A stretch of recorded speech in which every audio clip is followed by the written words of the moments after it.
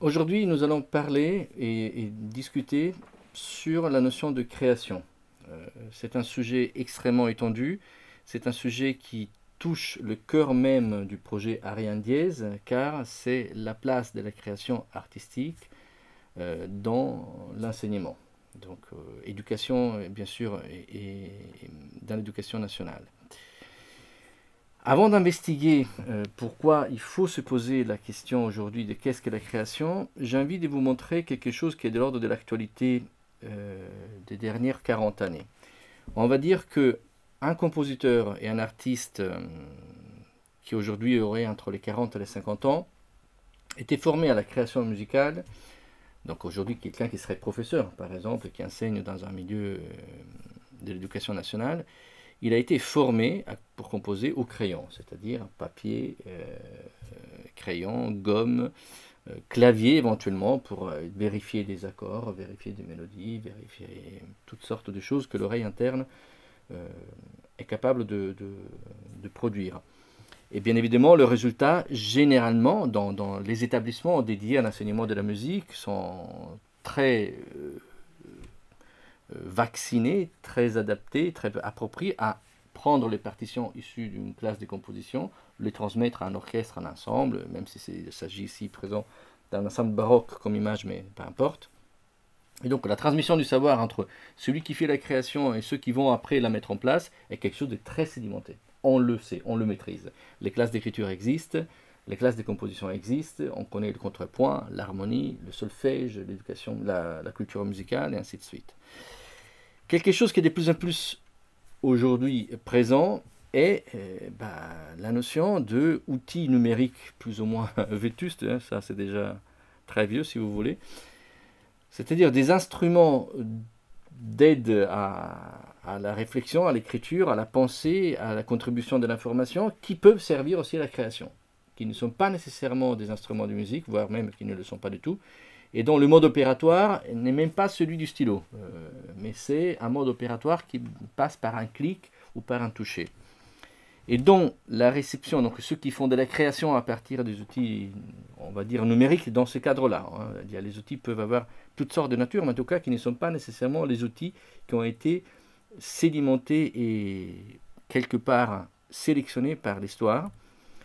Quand on délivre les partitions aux musiciens, là il s'agit d'une photo d'un quatuor à cordes très connu, qui joue en lisant les partitions sur iPad, pourquoi pas en tout cas sur tablette on va dire, et qui joue une musique dite mixte dans laquelle il y a des sons instrumentaux mélangés avec des sons qui ne sont pas du tout issus des idiomes instrumentaux, voire même le même quatuor qui se retrouve à jouer sur des outils qui ne sont pas conçus pour être des instruments de musique. Donc la question qui se pose est comment les siècles qui ont porté à la création musicale aujourd'hui s'articulent avec le présent, d'autant plus que si autrefois la partition était quasiment sacrée, hein, aujourd'hui personne toucherait une partition du passé de Mozart ou de n'importe qui d'autre, parce que c'est devenu quasiment un objet fétiche, et on sait les conserver, on sait les archiver, on sait les retranscrire pour que sur un original comme celui-ci, on puisse passer les PDF. Qu'est-ce qui se passe quand la partition, aujourd'hui, elle a plutôt, je dirais pas cette expression qui est un peu vulgaire, mais on va dire pourquoi, cette gueule-là, c'est-à-dire sur un écran dans lequel on ne sait pas les archiver, les logiciels périssent à une vitesse extrêmement rapide. La vétusteté d'un support fait qu'une création qui était faite dans les années 90, aujourd'hui, il faut tout refaire pour remettre en place. Donc, parce que la question de la création n'est pas seulement l'acte de créer en soi, c'est aussi de le transmettre aux autres. Et dans cette transmission, c'est toute la difficulté qui se pose aujourd'hui. Et j'espère aujourd'hui dialoguer avec vous sur le concept fort, on le verra dans les autres conférences, dans les autres vidéos, qui font partie du même groupe, comment répondre à tout questionnement que je mets en place. Maintenant, aujourd'hui, on va se concentrer seulement sur le mot création. Et quelle est la place fondamentale et la place, je dirais, sociologique et sociale de la création. Lors d'un colloque qui était organisé à Paris, à l'MPWA, il y a environ maintenant 7 ans, donc en 2010, j'ai eu la chance d'appeler autour de cet événement plusieurs philosophes et plusieurs penseurs. Et un très grand ami, qui malheureusement n'est plus avec nous, Georges Molinier. Je vous dis ça parce que, étant donné que donc, vous pouvez trouver sa conférence sur Internet, qui est MPWA, Je crée ce que l'on joue. C'était le titre du colloque. Et Georges, ou le professeur Molinier, j'ai envie de dire, démarre sur une position explicite que la création est une action sur quelque chose. Donc la création vient de l'action sur ce qu'on est en train de faire. On verra ce que c'est ce mot « crée ». Quelque chose qui est à laquelle j'attache une grande attention et une forte particularité. J'ai envie de dire aussi que l'arrivée des outils numériques est fondamentale. On connaît tous l'importance du partage de l'information à grande vitesse, du fait que grâce au moteur de recherche, je tape un mot sur Internet et j'ai toujours la définition, et donc c'est très bien. Donc tout ce qui est Wikipédia, c'est excellent, je ne veux pas remettre en cause ça. Mais malheureusement, on a perdu une petite habitude, je trouve, dans le milieu érudit, qui se veut le milieu des personnes qui sont en train de regarder ces vidéos, et en tout cas pour qui ces vidéos sont destinées, désolé pour mes fautes de français, c'est qu'on oublie trop souvent l'étymologie. Il faut savoir que l'étymologie est sûrement, en tout cas à mon sens, la base de sagesse la plus profonde qu'on a. Un mot, une fois qu'il est bâti par une ethnie, ou par une souche ethnique, quand elle résiste à plusieurs millénaires, veut dire que ce mot a vraiment un sens, non pas pour une génération, mais pour des générations, quand bien même les frontières changent. Donc, quand une étymologie, quand un mot est bâti, ce mot n'est pas bâti simplement par un protocole de compréhension, ce qu'on pourrait dire un néologisme aujourd'hui, mais c'est bâti aussi par une sédimentation de la phonétique. Donc moi, je vous renvoie à vous tous, dès que vous choisissez ou employez des termes qui sont maintenant, non pas banalisés, mais sont d'accès très facile, du coup vous avez la définition, très bien, on est content, allez voir aussi l'étymologie, qui ne se retrouve pas nécessairement aussi facilement sur Internet, qui se retrouve dans des dictionnaires spécifiés, dans lesquels vous allez voir que parfois certaines origines donnent plus d'explications sur le pourquoi des mots. Pourquoi j'ai fait cette prémisse? Car là, vous allez voir à quel point la phonétique intervient sur les mots création. Il y a 3 souches ethniques qui, à un moment donné, ont associé à un même système phonétique qui n'est pas facile à prononcer et qui produit de l'effort, qui est le mot qu'aujourd'hui on dit cre, comme création. C'est la racine du mot création. Okay? Ce phonème étrange à prononcer qui est cr. En italien, ça serait gr. En espagnol, ça serait gr. Okay? Donc ça dépend. En tout cas, on est vraiment dans le bassin de ce qu'on appelle les langues occidentales. Donc ce que je vous dis n'est pas généralisable aux langues asiatiques ni aux langues qui touchent une partie de l'Afrique centrale. Donc je m'excuse, ça reste une proposition qui est clairement basée sur l'expérience que je vis d'origine non pas seulement néo-latine, mais on va dire issue d'une formation indo-européenne, du sanskrit et du grec. Importance, quand je parle des souches ethniques, ça veut dire que ce n'est pas la Grèce d'aujourd'hui, c'était le grec parlé dans une très grande partie du bassin méditerranéen. Ce n'est pas seulement les sanskrits de l'époque, mais c'est quelque chose qui s'est radié jusqu'au Vietnam. Et bien sûr, l'Inde-européenne, ça veut dire, vous voyez bien ce que c'est la région indo-européenne qui touche des pays dans lesquels, j'insiste, les frontières changent.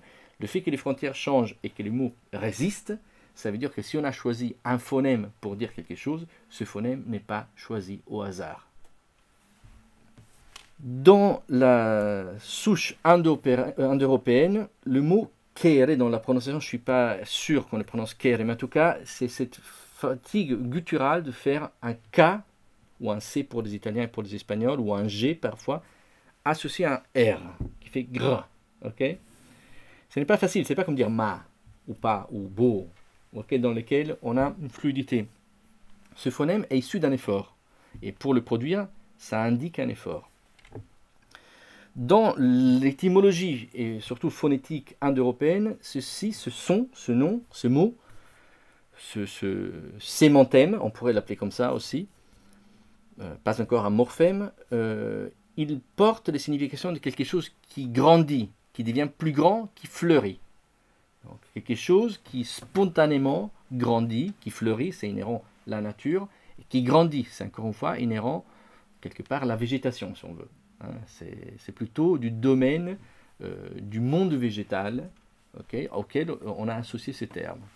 Dans la souche sanscrite, qui donnera à un moment donné naissance au latin et que le latin donnera naissance aux langues néolatines, le son creux, on le trouve à l'intérieur où il change de position parfois. Et donc, dans concretus, hein, il est au milieu du mot, concretus veut dire quelque chose qui est condensé, qui est solide, qui est épais. Hein. Dans le mot incrementum, c'est incrementum à l'intérieur d'un mot, c'est-à-dire quelque chose qui a lui aussi grandi et qui a pris une certaine taille. Quelque chose qui en tout cas tend à devenir plus grand, tend à pousser. Et bien entendu, en tout cas en tant qu'italien, je reconnais aussi facilement le mot crescere, c'est au début du mot, donc crescere, c'est quelque chose qui change de taille, mais en sens de devient plus grand. Ok, devient plus grand, il change, il grandit.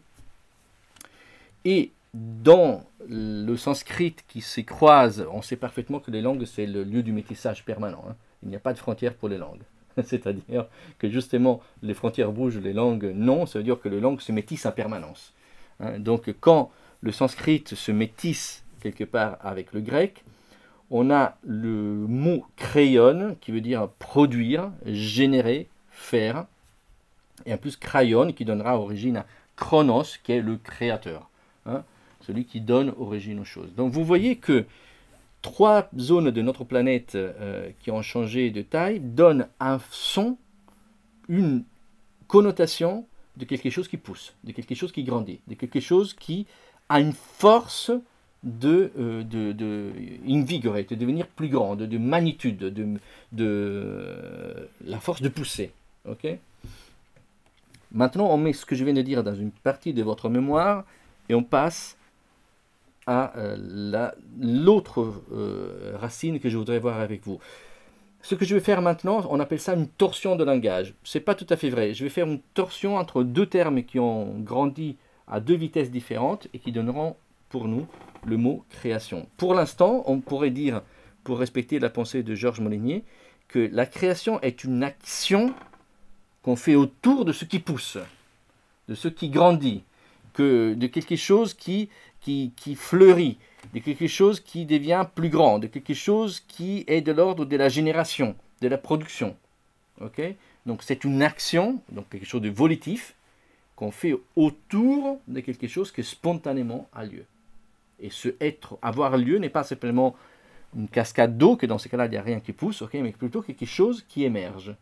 Du coup, si vous avez bien intégré ce que je viens de dire, maintenant, on passe à un autre terme latin, qu'on a très souvent surtout parce que c'est un verbe très particulier, très irrégulier, du coup, et en plus, le latin est de plus en plus oublié, malheureusement. Je ne veux pas faire le vieux, mais il est vrai que pour la langue française et les langues néolatines, parfois être rattaché à l'étymologie nous épargnerait des gaffes monumentales que le langage courant produit. Je suis pour les néologismes, je suis pour le métissage des langues, mais je suis aussi pour la cohérence.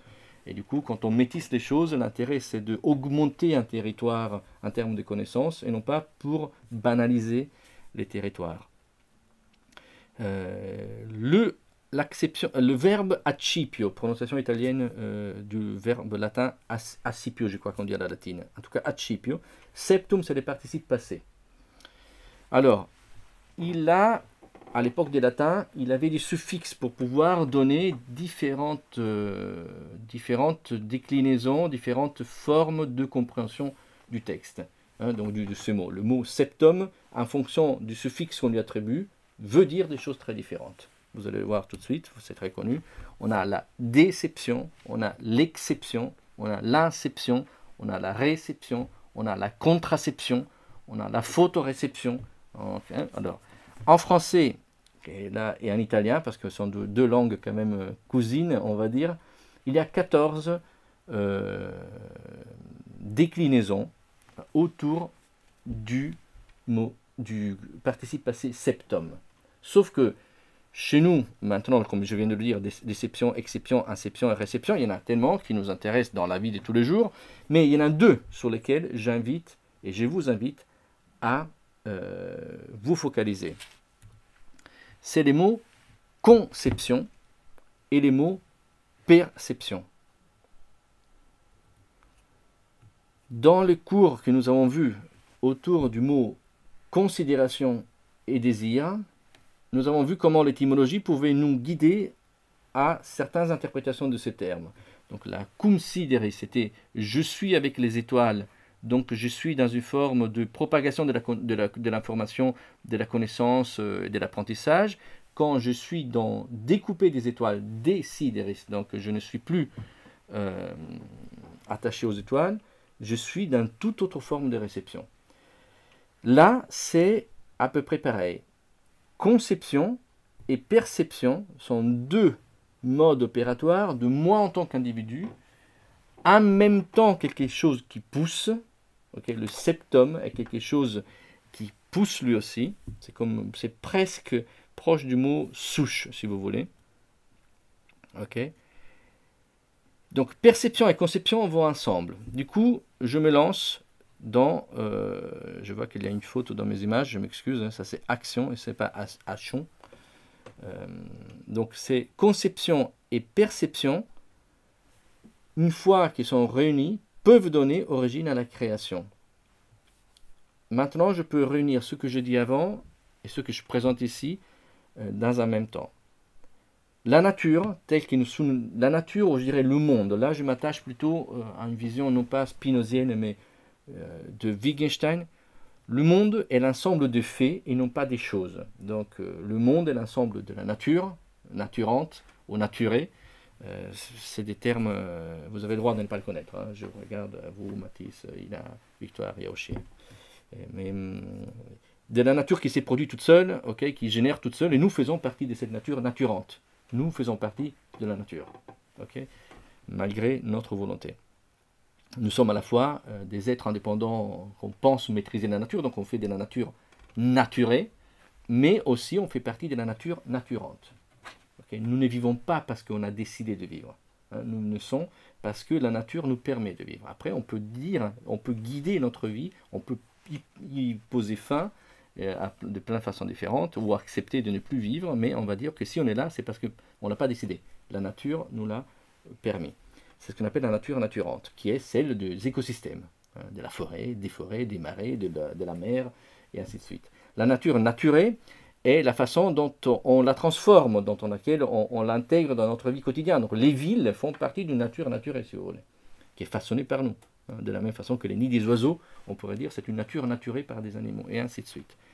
Donc, mais il n'y a pas que ça. L'ensemble des faits est l'ensemble des faits naturels, mais l'ensemble des faits de la vie de tous les jours. Les guerres, la paix, les traités européens, les élections présidentielles, aller ou pas aller à l'école, une grève, une fête nationale, ça c'est un ensemble de faits. Le monde est l'ensemble de faits qui se déploie devant nous. Si nous en avons la perception, okay, nous pouvons en faire une conception. Sans la perception du monde, nous ne pouvons pas le concevoir. C'est à peu près la même chose que Freud dira quand il dit « nous ne pouvons pas désirer quelque chose qu'on ne connaît pas ». Je vous renvoie au cours sur le désir et la considération. Parce qu'on peut considérer, le désir existe. Parce que je suis capable d'être rattaché aux étoiles, je peux me détacher des étoiles. Donc du moment que j'ai une forme de connaissance de quelque chose, je peux la désirer. Du moment que ma forme de connaissance passe obligatoirement par une des formes de perception, la lecture, l'ouïe, la connaissance des traditions orales, la découverte par soi-même, ça c'est pas important, automatiquement je peux le concevoir. Conception et perception sont à la base de la création, sont à la base de la volonté de manipulation de la nature, de l'ensemble des faits, afin de produire quelque chose dont j'ai envie. Si vous avez retenu les déclinaisons que j'ai proposées du phonème ou du mot cré et du septum et de toutes les déclinaisons qui vont avec. Maintenant, je peux vous proposer un exemple qui est pour moi assez révélateur et particulièrement, désolé pour la tautologie, exemplaire, explicatif du concept de création. En considérant le monde comme l'ensemble de faits, donc la nature fait partie de ceci, la vigne est un élément du monde. La vigne qui produit du raisin est un élément du monde, qui n'a pas besoin de moi pour exister. Mais moi, je peux prendre le fruit de la vigne, qui est le raisin, et donc j'en ai une perception, et parce que j'en ai la perception, je peux le manipuler, lui donner une direction avec mes mains, afin de produire un résultat qui s'appellera le vin. Donc le vin est au raisin ou à la vigne, comme la conception est à la perception. C'est parce que je perçois la vigne, j'en ai une appréhension de l'existence de la vigne, que automatiquement, je suis à mesure de concevoir le vin. Si ceci est clair, il est clair que ça c'est un exemple parmi d'autres. Il n'y a pas que la nature qui peut être l'objet d'une création, ou bien au contraire, on est parfaitement d'accord. D'ailleurs, je me permets d'ouvrir une parenthèse assez fondamentale pour moi. C'est justement parce que la nature, quelque part, ennuyait les artistes d'une époque qu'on a commencé à construire autre chose que la reproduction de la nature. La nature était sûrement un lieu d'inspiration, moi je dirais plutôt de contemplation, de contemplum, c'était de regarder plutôt la voûte céleste. C'est qu'à partir de cela, on a compris et on a eu l'envie sûrement de faire autre chose que la contemplation. Je parle d'un point de vue artistique. Bien sûr qu'on a reproduit en peinture plein d'exemples des paysages, de nature. Dans le son, on a aussi des paysages acoustiques qui rappellent la nature, mais on est bien d'accord que la création artistique a touché plein d'autres domaines, qui sont toujours l'ensemble des faits. Ça peut être une guerre, ça peut être une histoire d'amour, ça peut être un traité de paix, ça peut être une fête, ça peut être un enterrement, ça peut être une naissance, ça peut être tout simplement le fait de faire plaisir à quelqu'un ou la lecture d'un roman qui me renvoie à des images sonores. Peu importe. Tout ce que je vous dis, c'est que du moment qu'il y a perception du monde, il y a possibilité de conception du monde. C'est encore une fois ce que Freud disait, nous ne pouvons pas désirer quelque chose qu'on ne connaissait pas, quelque chose que nous ne connaissons pas. Du moment que je connais la chose, je peux l'appréhender, la manipuler, afin de lui donner une direction volitive que je souhaite. Maintenant, j'ouvre le chapitre le plus complexe. Si vous comprenez ça, je vous jure que la vie est plus sereine. Ce n'est pas par hasard, je reviens un peu en arrière, ce n'est pas par hasard. Je ne crois pas aux coïncidences du tout dans la vie qui me concerne. Alors, encore moins dans la vie de milliers de gens, voire des millions de gens. Je n'y crois pas. Il faut me montrer que c'est une coïncidence énorme que quelques millions de personnes ont commencé à dire l'action sur le creux est la création. Je n'y crois pas. Alors j'ai commencé à regarder quels sont les autres. J'ai parlé avec des orthophonistes, avec des spécialistes de la phonétique. Je leur posais une question de base. Est-ce que ça demande plus d'efforts de dire ma ou de faire krr? D'ailleurs, c'est quasiment impossible à perpétrer.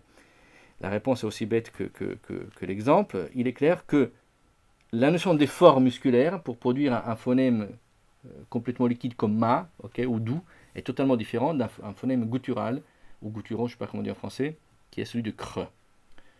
Donc jusque-là, il n'y a pas d'étonnement possible. Quoique, déjà les Grecs faisaient une différence importante entre des sons liquides, c'est là où plus ou moins l'être humain avait une capacité d'agir sous la puissance des choses, et un son guttural quand l'être humain a moins de capacité d'agir. Donc on voit que la phonétique guide l'épistémologie, guide l'étymologie. On pourrait dire que nous inventons un mot parce que ce mot il est issu d'une manipulation du langage, ça c'est certain, les néologismes existent entre autres pour ça, les langues évoluent entre autres par le symbolique, mais il est certain que les langues naissent aussi d'une appropriation que nous donnons de façon corporocentrée, sur pourquoi on appelle ça, on appelle maman avec cette typologie de son, et création avec toute autre typologie de son. On appelle maman, on n'appelle pas cracra. Hein, alors, il y a tout, non, c'est une banalité, mais c'est une évidence. Alors cette évidence, quand les évidences, vous voyez, sont comme l'attraction terrestre, et on découvre qu'il y a des modèles corporocentrés qui s'appellent l'attractivité, ça devient moins une évidence. Ça devient plus une découverte de soi et du monde. Alors la question qui se pose, et là les discussions avec le psychanalyste Gérard Pommier deviennent de plus en plus intéressantes, quel est l'animal qui, je ne veux pas dire tout de suite ce terme, qui à naissant, je suis obligé de le dire, qui crie à la naissance. Alors là, grande question, nous, les êtres humains. Les êtres humains, ils crient à la naissance.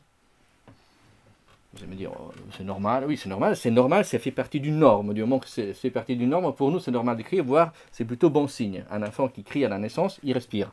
Ok et il y a quand même un truc étrange. Crier, c'est un effort très important. Les autres animaux ne crient pas quand ils naissent.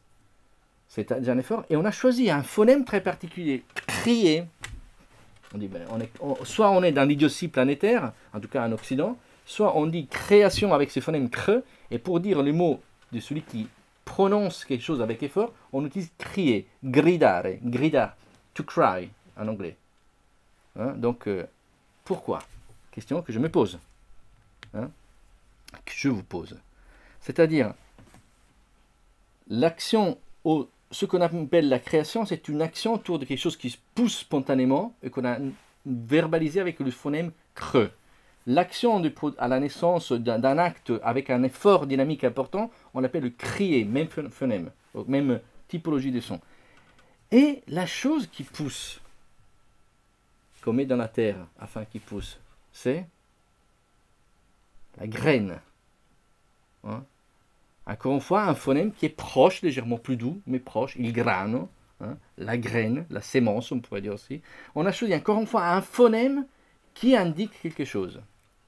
Là, du coup, ça devient intéressant d'interviewer Sylvie Puteaux autour de la question, est-ce que la graine produit un effort? Hein, parce qu'en tout cas, pour produire ces phonèmes-là, c'est un effort musculaire. Si vous faites crier pendant une demi-heure, vous avez la gorge inflammée. Okay, vous dites maman, maman, maman, vous n'avez pas la gorge inflammée. Okay.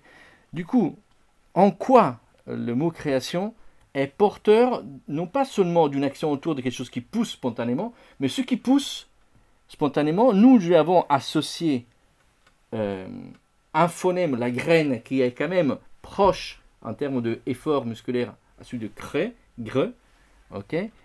Et en plus, quand nous devons indiquer la notion d'effort typique, on va dire le premier effort de l'être humain est le cri.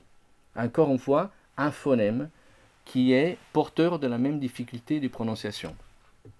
Mon hypothèse est la suivante.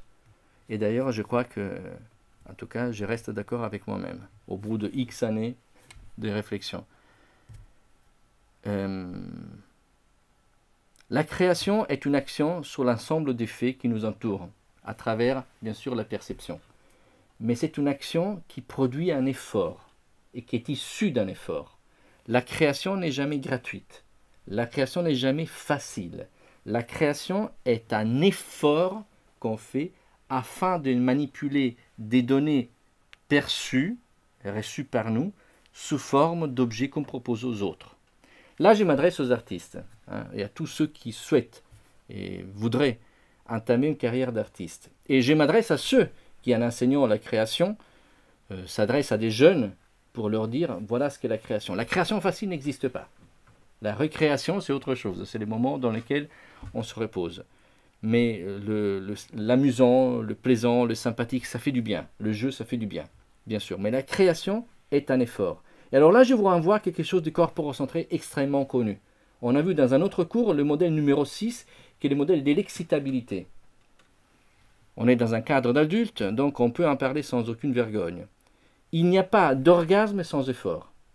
C'est la forme la plus banale et la plus connue, et voire la plus perpétrée dans la vie des hommes et des femmes. La notion de l'orgasme n'existe que par la saturation d'un sens qui est stimulé par effort. Okay? Et pourtant, ça produit du plaisir. Ça veut dire que si on fait une translation, non pas sur une base strictement physiologique et voire génitale, mais sur une base plutôt cognitive et sociale et politique et anthropologique, L'effort d'un artiste produit du plaisir chez l'autre.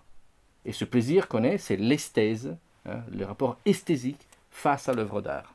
Si nous ignorons ce rapport, non pas de séduction, là il n'y a pas de séduction, la séduction peut être facile, il suffit avoir une forme de beauté incarnée pour séduire, donc là il n'y a pas d'effort, mais ce qu'on demande à la création n'est pas seulement de séduire, mais c'est de produire une forme d'esthèse chez l'autre.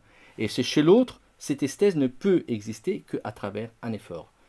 Attention, là, il y a eu des écoles auxquelles je suis complètement contre, qui ont confondu deux termes de façon fondamentale. Ils ont confondu le terme douleur avec le terme souffrance.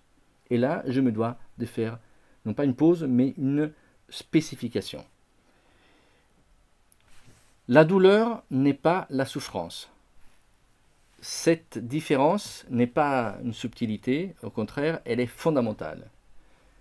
Le rapport entre la douleur et la souffrance est un rapport entre le corporel et le psychique. Le corps reçoit, produit, ressent la douleur. La douleur est un stimulus perpétré sur un ou plusieurs sens jusqu'à produire de la saturation du sens. Okay?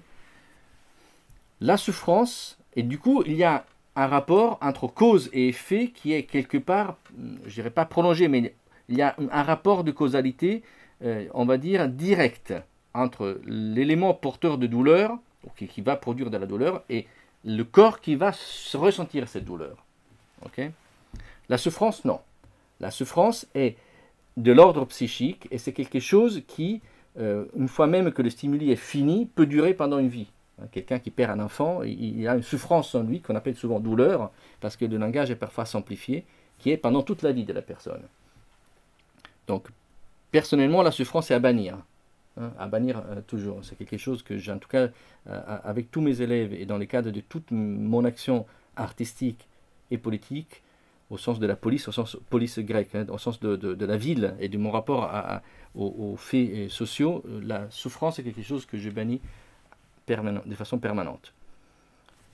Pourquoi je vous invite à réfléchir sur la question de la douleur? Parce que la question de la douleur, très souvent, est méconnue, est mal connue. La souffrance produit, l'effort produit obligatoirement une forme de douleur. Obligatoirement. Parce qu'il y a un effort, ne reste que, pensez à l'effort musculaire pour faire du jogging, pour courir. Okay? Pensez à n'importe quel sportif, même amateur, une fois qu'il a produit un effort, il y a une douleur qui va avec. Mais la douleur en soi est un phénomène du vivant. Le vivant qui ressent, en fonction des seuils, de ce qu'on appelle les seuils de la douleur, bien sûr, okay? Le ressenti, on peut dire, est une douleur faible, très faible. Je ressens quelque chose, oui, quelque part, il y a une forme de douleur, toute simple. Okay? Et bien évidemment, on peut arriver à la saturation de la douleur. Pourquoi j'ai fait cette différence fondamentale? Car il y a encore des écoles qui enseignent la création comme une forme de souffrance, de sacrifice. Non. Le sacrifice est à bannir. Le sacrifice revient à rendre quelque chose sacré. On sacrifiait des animaux en vertu des dieux. Okay? Donc on tuait quelque chose en vertu de quelque chose d'autre. Sacrifier une partie de ma vie pour la création reviendrait à dire sacrifier une partie de soi pour transmettre une autre. Ceci n'est pas une sottise, n'est pas une bêtise, est une vision que je vous invite à bannir. Pour la simple raison que la création est une action qui produit des efforts. Il se peut qu'ils produisent des priorités, des hiérarchies, qui produisent même des douleurs, okay? Mais jamais il doit produire de la souffrance. Quand on enseigne aux jeunes, aujourd'hui nous sommes dans une forme de facilité, encore une fois, on est entre adultes, donc on peut dire des choses telles qu'elles sont, hein, un peu pute.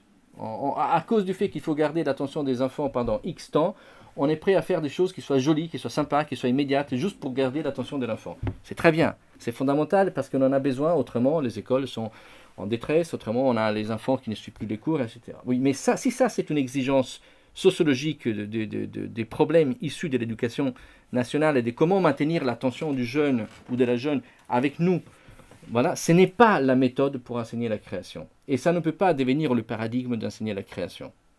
La création, et ne ça veut pas dire non plus, on fait de la création, du coup on va rentrer dans l'école de la douleur. Non, absolument pas. Mais on va rentrer dans l'école du corps, ça oui, du ressenti du corps. Et du coup, l'école de la création est avant tout une sensibilisation à la perception, une sensibilisation à recevoir le monde comme l'ensemble des faits, une sensibilisation à connaître le monde par les sens, et surtout pas à connaître le monde par une obligation, mais simplement par la différenciation. Du coup, j'essaie de résumer tous ces concepts parce qu'il y en a plusieurs. Le mot création est une action qui est autour de ce qui pousse spontanément, ce qui grandit spontanément, ce qui existe par grandissement, par action elle-même de crescere, de croissance, on peut dire ainsi en français. Mais il y a aussi, ceci est possible, est une action qui se déploie à travers deux modes opératoires, qui est la considération ou la perception, si j'utilise des mots d'aujourd'hui, et considération si j'utilise des mots d'une autre conférence, et de la conception ou du désir. Donc, je connais parce que je perçois, je désire parce que, et par le désir, je conçois. Donc, c'est une action autour de quelque chose qui pousse spontanément. Parce qu'elle pousse spontanément, je peux en avoir l'appréhension. Du moment que j'en ai l'appréhension, je peux avoir la force ou la volonté de créer une action autour de ceci. Ceci a été rattaché à des phonèmes comme crier, comme création, comme graine, parce que ceci n'existe pas sans effort. La création facile, je ne la connais pas. Vous allez me dire, oui, mais Mozart était plus doué qu'un autre. Certes, certain. Mais Mozart a fait des œuvres que d'autres n'ont pas fait. Hein, c'est-à-dire que du coup, on peut le renvoyer à d'autres formes de sagesse dans lesquelles on baigne tous. La notion du talent existe. Okay, il est clair que celui qui aura plus de talent pourra faire des efforts plus importants de celui qui a moins de talent. Moi, si j'étais un joueur de basketball, je vous jure, il faudrait mettre le machin où on tire la balle à 1,20 m, tellement je suis petit. Okay, du coup, mon effort pour jouer au basketball n'est pas du tout de quelqu'un qui a 2,10 m de hauteur. Ça, c'est une évidence. Et c'est l'intelligence de nous tous de dire, est-ce que du coup, je ne peux pas jouer à basketball parce que j'ai pas... Non, je peux jouer à basketball. Mais il est clair que l'effort que je pourrais faire dans le cadre du basketball est très différent de quelqu'un qui est doué pour le faire. Donc la création est pour tous, comme mode de connaissance du monde, et voire même c'est une façon de connaître le monde qui est à amplifier, qui est à offrir aux autres. Ce n'est pas dit que tous soient faits pour la création. Ça, c'est une autre déclinaison. Moi, si je voulais être un sportif de haut niveau, c'est même pas la peine. La nature n'était pas aussi clémente avec moi qu'avec d'autres. Donc, il est important aussi de faire la différenciation parce que dans certains milieux, notamment dans certaines écoles destinées à l'enseignement de la musique, on a un héritage qui fait qu'il y a une association beaucoup trop facile entre effort égale douleur égale souffrance. Non. Non. Non. Effort, parfois malheureusement égale douleur, ça arrive. C'est pas une catastrophe. Combien de danseurs ont les pieds qui sont effectivement un peu martyrisés? Ça, c'est un fait. C'est un fait. Okay, et combien de violonistes ont ici de la corne parce qu'ils jouent du violon? C'est un fait aussi. Okay. Est-ce que c'est une catastrophe? Non. Est-ce que c'est plaisant? Non plus. Est-ce qu'il lui faut? Peut-être on pourrait inventer des violons qui ne font pas de cornes et des chaussures pour des danseurs qui ne font pas si mal aux pieds. Mais ce que je veux dire, c'est que la douleur est une conséquence de l'effort. Ceci est un fait. Okay, mais la souffrance est à bannir. Donc dans la création, et d'ailleurs les phonèmes sont complètement différents. Je dirais même que dans la notion de douleur, à cause de son étymologie, encore une fois liquide, l'être humain a une puissance d'action. Okay, et donc, moi j'estime que la création est une action sur ce qui existe, ce qui pousse spontanément, mais ce qui se pousse spontanément pousse aussi à l'intérieur de nous. C'est-à-dire la création est ainsi un fait corporocentré. Et que le ressenti du corps parfois suffit à la création. Car si le monde est l'ensemble des faits, mon corps aussi fait partie de l'ensemble des faits. Donc la création est une action autour de ce qui pousse spontanément, et vous, comme moi, on pousse spontanément. Donc, en dehors de toute confession pour laquelle la création ne serait que l'œuvre de Dieu, donc dans un cadre artistique, Dieu, à mon sens, n'a pas à intervenir, la création est une action strictement humaine. Parce qu'elle est langagère, elle est basée sur un langage qui est capable d'attribuer des symboles à des faits, et que la manipulation de ces symboles mène du coup à des résultats qu'on appelle des objets d'art.